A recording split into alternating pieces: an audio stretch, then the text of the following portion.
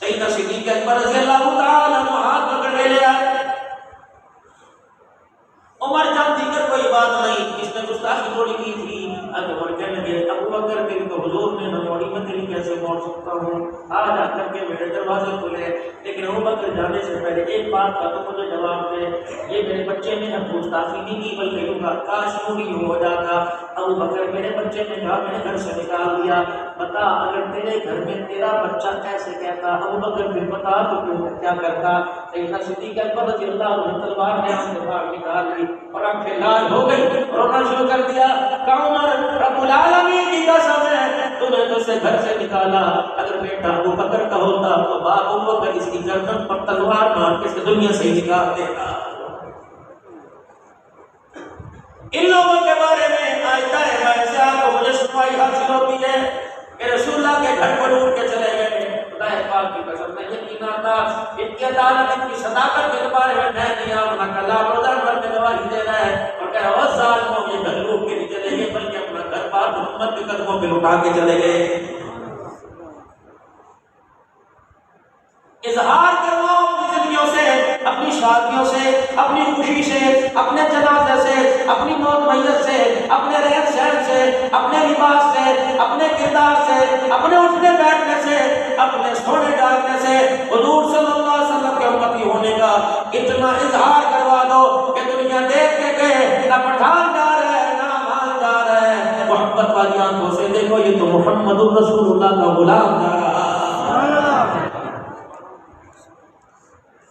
آج مجھے آپ کو بولا نا حضور صلی اللہ علیہ وسلم کی ختم نبوت کا تاج سامنے، اللہ کی کتاب سامنے، اس کام کی عظمت ہمارے سامنے، پھر بھی پہچان کروانی پڑتی ہے ہم مسلمان ہیں. اللہ اکبر. میرے عزیزو کتابوں کے اندر اتنے دن کیسے ختم کرنے کے بعد اس 4 سال کے بچے کو پہچان کروانی پڑتی ہے. جو پہچان ماں نے دودھ پلاتے ہوئے کروانی تھی، جو پہچان ابا نے گولیاں دیتے ہوئے گود میں اٹھاتے ہوئے کروانی تھی، جو پہچان اپنے بھائی کو گود میں اٹھا کر بہنوں نے کروانی تھی، اس پہچان کے لیے مہارت کے ساتھ اب میں اپنے بچوں کو 10-10 کلو کے بستے دے کر 2-2 ہزار روپے فیس کے دے کر اسکول میں بھیجنا پڑا. اب اسکول کے اندر ہم کون ہیں؟ بچے کہتے ہیں مسلمان ہیں. ہم کون ہیں؟ مسلمان ہیں. یہ پہچان تو ماں کے کردار میں ہونی چاہیے تھی، ماں کے دوپٹے میں ہونی چاہیے تھی، باپ کی پگڑی داڑھی میں ہونی چاہیے تھی. معلوم ہوا جس گھر کے اندر اذان سن کر پیدا ہوا اس گھر کے اندر پہچان کرانے والا کوئی نہیں. اب اسے کتابوں سے پہچان کرائی جا رہی ہے مسلمان ہے. سیدہ سمیہ رضی اللہ تعالی عنہا کی پہچان آپ جانتے ہیں. سیدہ سمیہ نے اپنے ایمان کی پہچان کیسے کروائی؟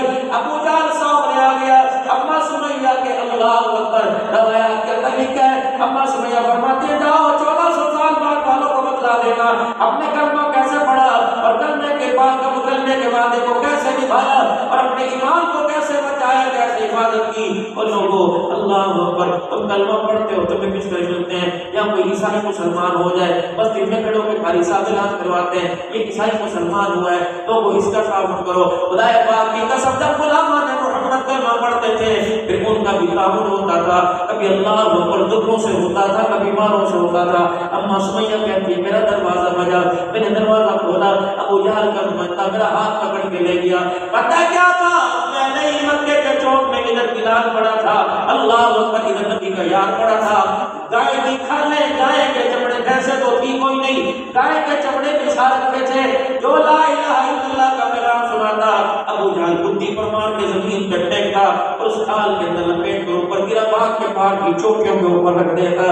اللہ اکبر. اما سمیہ کہتی ہے بلال کی نوجوانی نے اس غلام نے میرے ایمان کا حوصلہ بڑھا دیا. جب مجھے بھی چمڑے میں لپیٹ کے پہاڑ کی چوٹی پہ پھینکا، جب سورج پوری طرح آگ برسانے لگا تیز ہو گیا تو چمڑا پگھلنے لگا، چمڑے کے بال سڑ سڑ کر کے جلا کرتے تھے. بھائی سمیہ کہتی ہے میرا بلال کا چمڑا اس کھال کے اندر ادھر جایا کرتا تھا، پگھل جایا کرتا تھا. اللہ اکبر. اما سمیہ کہتی تھی میری آنکھ سے آنسو نکلتا اور بلال کی زبان سے نکلتا لا الہ الا اللہ. اللہ اکبر. بلال اس چمڑے میں لپٹ کے کہتا اما میں غلام ہو کے نہ دبا، اللہ اکبر تو آقا کی غلام ہو کے نہ دبنا. اما فرماتی پھر مجھے چھوڑ دیا، مجھے کوئی سفارش نہیں آ گئی، مجھے میرے قبیلے والا چھڑا کے نہیں لے گیا، میرے ہاتھ میں رسیوں سے باندھ کر مجھے کھمبے سے لکڑی سے باندھ دیا.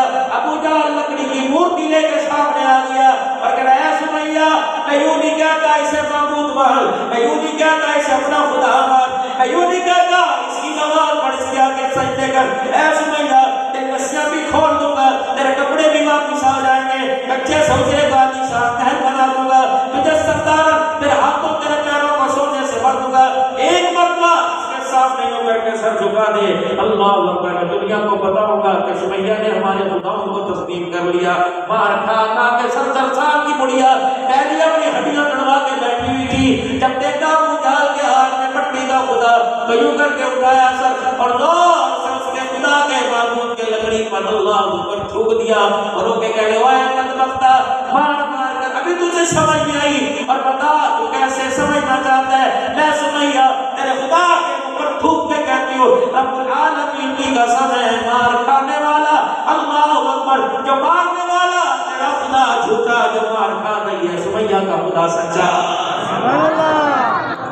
یہ دین ان کی برکت سے تھی، قربانیوں سے آپ تک میرے پر پہنچا، ورنہ میرا دینوں جیسے ہمارے حال ہے، جیسے پچھلوں کے اور ہمارے اگلوں کے حال ہے، اللہ کی قسم ہمیں تو کوئی پانی پینے کا طریقہ نہ بتلاتا، نہ وہاں تو دور کی بات ہے۔ آپ کی قربانیوں کی برکت سے اللہ کی ایمان کی دولت آپ تک میرے تک پہنچائی ہے۔ اللہ اکبر۔ میرے عزیز کون لوگ ہیں جنہیں اللہ کا قرآن چاہتے کیوں؟ پھر دوسری بات یہ نبی صلی اللہ علیہ وسلم نے انہیں اللہ کی پہچان کروائی تھی۔ آج ہمارے پاس ایمان کی دولت تو ہے، خدا تو ہے، لیکن خدا کی پہچان کوئی نہیں۔ جن دن اللہ کی پہچان ہو گئی